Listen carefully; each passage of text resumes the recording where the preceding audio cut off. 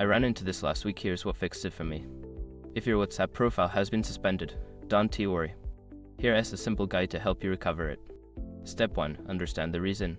First, determine why your account was suspended. Common reasons include violating WhatsApp's terms of service or being reported by other users. Step 2. Contact WhatsApp support. Reach out to WhatsApp support through the app or their website. Provide them with your phone number and explain your situation clearly. Step 3. Wait for a response. After submitting your request, be patient.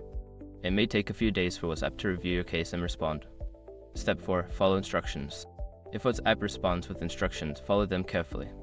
This may involve verifying your identity or agreeing to their terms. Step 5. Reinstall WhatsApp. If your account is reinstated, consider reinstalling the app to ensure everything is working correctly. This can help resolve any lingering issues. Remember, if your account was suspended due to a violation, make sure to avoid repeating the same mistakes in the future. Good luck, and I hope you get your profile back soon.